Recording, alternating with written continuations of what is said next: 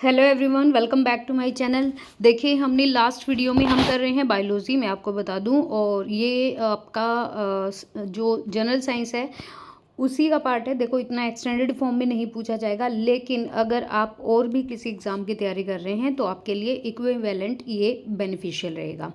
Last हमने यही किया था कि पेरिफेरा जो होते हैं, जो हमारा जंतु वर्ग और जो पादप वर्ग के हम पढ़ रहे हैं यहाँ पर, किंगडम ऑफ प्लांट या किंगडम ऑफ एनिमल, उसी के अंदर ये पढ़ा हुआ था कि पेरिफोरा या फिर पोरीफोरा कह लो या छिद्र धारक, तो इसमें बहुत सारे असंख्य छिद्रयुक्त शरीर होता है। शरीर में स्पंज होता है और इनका नाम होता है स्पंज। उदाहरण होते हैं जैसे साइकोन हो गया, स्पॉन्जिला हो गया। स्पॉन्जिला मैंने कई बार देखा है, एग्जाम्पल देके पूछ लेते हैं कि ये कौन से वर्ग से संबंधित है, तो याद रखिएगा। नेक्स्ट अगर बात करें तो सिलेंट्रेटा, ये निडेरिया ग्रुप से है और ये जलीय जंतु होता है, जल में रहने वाला है। भोजन पकड़ने के लिए मुख के चारों ओर धागे जैसी संरचनाएं होती हैं, आप पिक्चर में देख सकते हैं।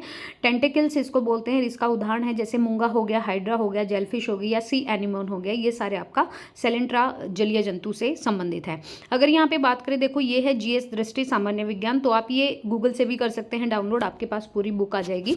यहाँ पर जंतु जगत के प्रमुख संघ अगर पूछें तो फाइलम्स की अगर बात करें तो जंतु जगत पूछा है, एनिमल है, ये प्लांट नहीं है, तो इसमें आपका आता है टीनोफोरा। टीनोफोरा से अगर बात करें तो ये सेलेंट्रेटा से गहन संबंध है, जो हम ऊपर पढ़ के भी आए हैं। सेलेंट्रेटा यहाँ पे देखो लिखा हुआ है सिलेंट्रेटा, तो यहाँ पर भी यही वही है, सिलेंट्रेटा से गहन संबंध होता है। कंघी जैसे चलांग होते हैं और ये ट्रांसपेरेंट होते हैं, मतलब दिखाई देने वाले होते हैं। जैसे अगर फॉर एग्जांपल की बात करें तो समुद्री अखरोट जो होता है या कॉम्ब जेली जो होता है, ये टीनोफेरा से संबंधित है। अगर बात करें तो प्लेटी हेलेमेंथीज से यहाँ पे बात करें तो देह गुहा रहित 3 स्तरीय शरीर होता है। इनका शरीर चपटा होता है, उभयलिंगी होते हैं। अविकसित पाचन तंत्र, इनके अंदर जो इनका पाचन तंत्र होता है तो ये अविकसित होता है।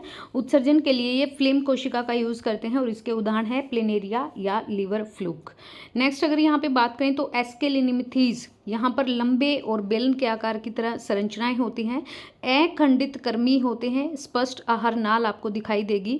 नर छोटा होता है, मादा बड़ी होती है। उत्सर्जन के लिए यहाँ पर प्रोटॉन फ्रीडा द्वारा एक लिंगी होते हैं और आंतरिक इनमें निषेचन होता है, बाहरी निषेचन नहीं होता है। तो फर्टिलाइजेशन होगा वो आपका इंटरनल होगा। उदाहरण के लिए बात करें तो गोल कर्मी हो गया आपका, और फाइलेरिया का कर्मी, इसका अगर वैसे साइंटिफिक नेम की बात करें तो एस्केरिस होता है, थ्रेडवर्म होता है और वुचेरिया होता है। फिर एनेलिडा, एनेलिडा तो बहुत बार ये आपका कॉमन साइंस में पूछ भी लिया जाता है। एनेलिडा जो है ये लंबा होता है, द्विपार्श्व होता है, बाइलेटरल होता है, सम्मित व कई खंडों में बटा हुआ शरीर होता है। उत्सर्जन के हेतु ये किडनी वरक का प्रयोग करते हैं। काइटिन से बनी हुई सीटी द्वारा प्रचलन, सामान्यतः त्वचा के द्वारा सांस लेते हैं। एक लिंगी होते हैं और उभयलिंगी भी हो सकते हैं, जैसे हमारा केंचुआ हो गया, जोंक हो गई, ये एनेलिडा में आएंगे। ठीक है, जो ये मतलब जेली टाइप शरीर होता है इनका, और उत्सर्जन के लिए ये किडनी का यूज़ करते हैं। काइटिन से बना हुआ होता है इनका, और ये कई खंडों में बटा हुआ शरीर होता है। लंबे होते हैं, बढ़ते रहते हैं और बाइलेटरल होते हैं। ऑर्थोपोडा की बात करें तो जंतु जगत का सबसे बड़ा संघ होता है, हमें ये पता भी है। ऑर्थोपोडा में सबसे बड़ा संघ यही है हमारा एनिमल किंगडम का। 3 भागों में शरीर बटा हुआ होता है। एक भाग सिर का होता है, एक आपका वक्ष का होता है, एक आपका उदर का होता है। इनका जो परिसंचरण तंत्र होता है वो खुला हुआ होता है, संधियुक्त पाद होता है। उदाहरण के लिए जैसे हमारा झींगा मछली हो गया, तितली हो गया, मक्खी हो गया, मकड़ी हो गया, बिच्छू हो गया, ये सारे ऑर्थोपोडा में आएंगे। मोलस्का की अगर बात करें तो मोलस्का के टाइप के आपने ये घोंघा वगैरह देखे भी होंगे, और अगर आपने डिस्कवरी वगैरह या ज्योग्राफी चैनल देखा तो उसमें दिखाया भी जाता है।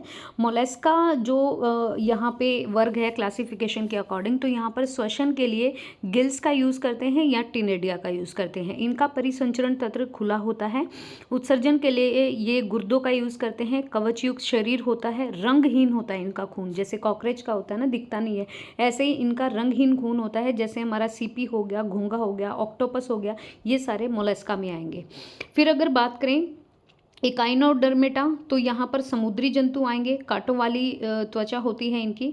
इनमें रिप्रोडक्शन की क्षमता होती है, जैसे फॉर एग्जांपल अगर बात करें यहाँ पर तो हैगफिश हो गया, स्टारफिश हो गया और ब्रिटल स्टार हो गया। स्टारफिश जो है ये आपकी फिश नहीं है, फिश के टाइप का नहीं है, ये इकाइनोडर्मेटा में आता है। ये समुद्री जंतु है, कांटे युक्त शरीर होता है, रिप्रोडक्शन की क्षमता होती है, और जैसे ब्रिटल स्टार है, हैगफिश है, स्टारफिश है, ये एग्जाम्पल है। कॉर्डेटा की अगर बात करें तो ये नोटोकार्ड और क्लोन रोम छिद्र उपस्थित होते हैं इनके शरीर में। नालधार तंत्रिका रज्जु होता है, जैसे सभी जितने भी हमारे कशूरे के जंतु होते हैं, वर्बिट्रीज जो एनिमल होते हैं, इनको कहते हैं कॉर्डेटा। आप यहाँ पे देखिए, यहाँ पे ये मत्स्य वर्ग दिया हुआ है। तो मत्स्य में अगर बात करें तो शल्क युक्त त्वचा होती है, असमतापी होते हैं। ऑब्वियसली अगर इनको बाहर निकालेंगे तो ये नहीं मैनेज कर पाएंगे, असमतापी हैं। और द्विकक्षीय हृदय होता है, इनका जो हर्ट होता है वो 2 भागों में बटा होता है। अंडज, जैसे उदाहरण है आपका ट्यूना हो गया या रोहू हो गया, ये आपकी मछली है, ट्यूना मछली हो गया या रोहू हो गया। और अगर साइक्लोस्टोमेटा की बात करें तो जबड़े रहित कशुरकी वर्बिट्रीज होती हैं, ईल के आकार का शरीर होता है। शल्क रहित इनकी जो त्वचा होती है वो चिकनी होती है, जैसे लैम्प्रे है और मछली हो गया। नेक्स्ट है स्तनपाई। स्तनपाई का आप सभी को पता है समतापी होते हैं। देखो मछलियों में इन्होंने बोला था असमतापी, तो ये बाहर के टेम्परेचर को नहीं बर्दाश्त कर पाते, जबकि जो हमारे मैमल्स होते हैं वो समतापी होते हैं, जैसा तापमान होता है उसके अकॉर्डिंग ढल जाते हैं। इनका जो हार्ट के चैम्बर होते हैं वो 4 होते हैं। दूध की ग्रंथियां होती हैं, ऑब्वियसली शिशुओं को जन्म देते हैं, अंडे नहीं देते हैं, जैसे चूहा हो गया, मनुष्य हो गया, चमगादड़ हो गया, ये मैमल्स में आते हैं। ये वर्टिब्रेट्रा संघ में आते हैं, ये भी याद रखिएगा। एम्फीबिया की अगर बात करें तो जल स्थलचर होते हैं, मतलब जल में भी रहेंगे और आपके जमीन पे भी रहेंगे। श्लेष्म ग्रंथियों युक्त त्वचा होती है, इनका हार्ट चैम्बर 3 भागों में बटा होता है। फेफड़े होते हैं और एक वर्क होता है, जल और स्थल दोनों पे रह सकते हैं, जैसे मेंढक हो गया और टोड हो गया, ये एम्फीबिया में आएंगे। मेंढक का कई बार पूछा जाता है तो ये एम्फीबियन है, टोड भी याद रखिएगा। पक्षियों की अगर बात करें तो समतापी होते हैं, 4 कक्षीय इनका जो हार्ट चैम्बर होता है, जैसे मैमल्स का था तो यहाँ पर हार्ट चैम्बर हमारा 4 भागों में होता है, ऐसे पक्षियों का होता है। परों से ढका हुआ शरीर होता है इनका, सारे पक्षी इसी में आते हैं। और अगर रेंगने वाले जंतुओं की बात करें या जीवों की बात करें तो सरीसृप आता है, असमतापी होते हैं।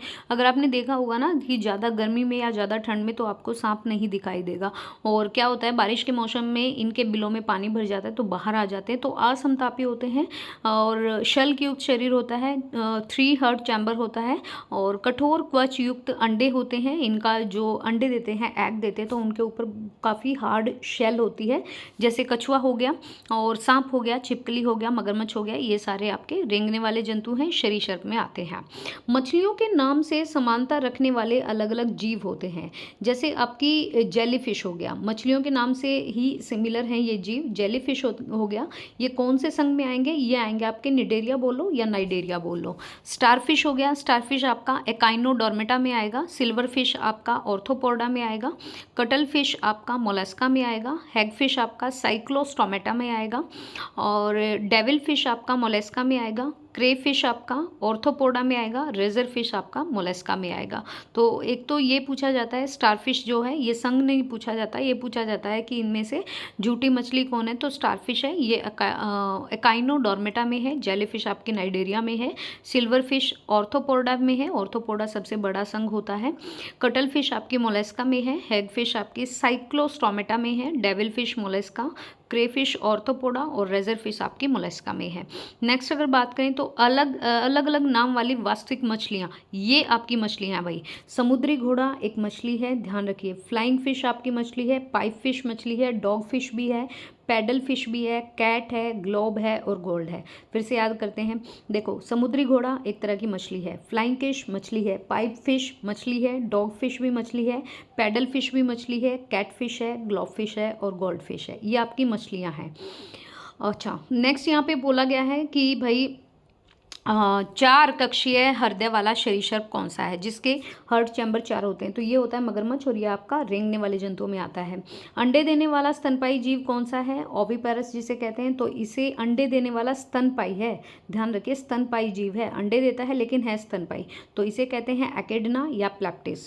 भारत की विशालतम मर्ग प्रजाति, जो आपकी मर्ग वाली जो प्रजाति है उसका नाम क्या है? ये है नीलगाय। उड़ने वाला स्तनपाई चमगादड़ है। 6 टांग वाला जीव कीट वर्ग है। सफ़ेद रक्त वाला जीव, ये तिलचट्टा कह लो, कॉकरोच कह लो। ठोस मूत्र उत्सर्जन करने वाला जीव ये कंगारू चूहा होता है। इसका जो यूरिन होता है वो ठोस होता है, तो ये याद रखिएगा कंगारू चूहा। कुनैन मिलती है सिनकोना पेड़ की छाल से। मानव निर्मित अनाज होता है गेहूं प्लस राई, इसे कहते हैं ट्रिटेकल। फिर आपका अफीम पोस्ता पौधे का कौन सा भाग होता है? ये अधपका फल होता है, पूरी तरह से पका नहीं होता। अफीम के पौधे से हमें क्या मिलता है? ये मिलता है नोस्कापिन हो गया, मार्फिन हो गया या हेरोइन हो गया, और ये एक तरह का इलीगल खेती बोली जाती है। फिर आपके जो सरीसृप होते हैं जैसे मगरमच्छ है, छिपकली है, सांप है, ये रेंगने वाले जो जीव होते हैं। घोंसला बनाने वाला सांप होता है किंग कोबरा। विश्व की एकमात्र छिपकली जो जहरीली होती है, वैसे छिपकलियाँ जहरीली नहीं होती लेकिन ये जहरीली होती है, तो इसे कहते हैं गिला मॉन्स्टर। इसका नाम है हिलोडर्मा। और संसार का सबसे जहरीला सांप होता है आपका हाइड्रोफिश नामक समुद्री सांप। समुद्री सांप है, हाइड्रोफिश नाम है, तो सबसे जहरीला है। जमीन पर रहने वाला सबसे जहरीला सांप की अगर बात करें तो ये होता है इनलैंड ताइपिन। इनलैंड ताइपिन जमीन पर रहने वाला अलग है और संसार का सबसे जहरीला सांप अलग है। संसार का पूछे तो हाइड्रोफिश है और जमीन पर रहने वाला तो इनलैंड ताइपिन है। बिल बनाने वाली छिपकली होती है, इसे मुबैया कह लो या सिंकिक कह लो। सरीसृपों का युग कहलाता है मेसोजोइक युग। ठीक है, यहाँ पर कुछ फैक्ट्स दिए हुए हैं, जैसे ब्लू व्हेल है, ये विश्व की सबसे बड़ी स्तनपायी मानी जाती है। स्पर्म व्हेल है तो ये विशालतम दांतों वाली व्हेल मानी जाती है, स्पर्म व्हेल। समुद्री गाय ये एक तरह की मछली है आपकी। डॉल्फिन हो गया, वॉलरस हो गया, समुद्री शेर हो गया, सिल या फोका हो गया, ये सारे जलीय स्तनपायी हैं, मतलब जल में रहने वाले हैं। और नेक्स्ट यहाँ पे बात करें, सबसे बड़ा जीवित पक्षी होता है शुतुरमुर्ग होता है। सबसे छोटा है हमिंग बर्ड है। उड़ न सकने वाला कीवी और एमू होता है तो ये पक्षी लेकिन उड़ नहीं सकते। कीवी हो गया या एमू हो गया, भारी शरीर के कारण। सबसे तेज उड़ने वाला होता है पैराग्रीन फॉल्कन। पक्षियों का जो वॉक यंत्र होता है, मतलब बोलते हैं, तो ये साइनेक्स होता है, शब्द नहीं बोलते हैं। सबसे प्राचीन जो पक्षी होता है वो होता है आर्कियोपैटेरिक्स, जिसे जुरासिक इरा का माने जाता है, तो आर्कियोपैटेरिक्स। नेक्स्ट यहाँ पे हम बात करें तो मैमलिया के बारे में, स्तनधारी जो होते हैं वो प्रोटोथीरिया के अंदर अंडे देने वाले आते हैं, जैसे एक्टिना हो गया या प्लैप्टिस हो गया। ये मैमलिया स्तनधारी के अंदर हैं, अंडे देते हैं, अंडे देने वाले हैं, लेकिन स्तनधारी ऊपर क्वेश्चन भी आया था, तो एक्टिना और प्लैप्टिस हो गया।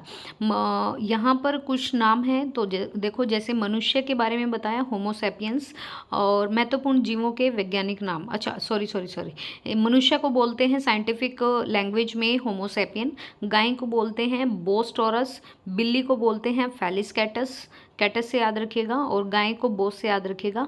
कुत्ते का नाम होता है कैनिस लूपस फैमिलियारिस, कैनिस लूपस फैमिलियारिस। घरेलू मक्खी को बोलते हैं मस्का डोमेस्का। शेर को यहाँ पे बोला गया है पैंथेरा लियो। अगर यहाँ पे बात करें तो यहाँ पे देखो यहाँ पे जो है यूथीरिया, यूथीरिया क्या होता है, जो हमारा पूरी तरह से डेवलप्ड शिशु का जो जन्म होता है उसे यूथीरिया बोलते हैं। जैसे कुत्ता अगर अपने बच्चे को जन्म देता है, गाय देते, मनुष्य देता है, तो इसको यूथीरिया बोलते हैं।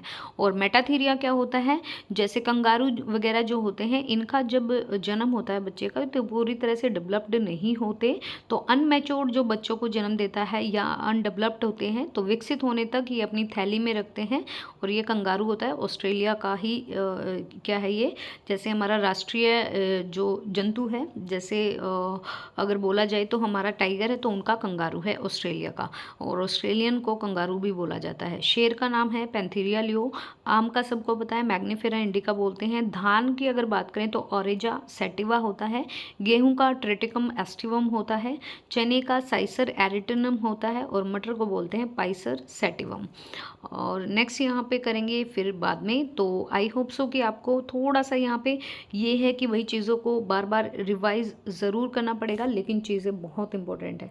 So guys thank you so much video देखने के लिए। वीडियो अगर आपको पसंद आए तो प्लीज़ शेयर कीजिएगा वीडियो को, और चैनल को सब्सक्राइब करिएगा अगर आप न्यू व्यूवर हैं तो। So thank you so much.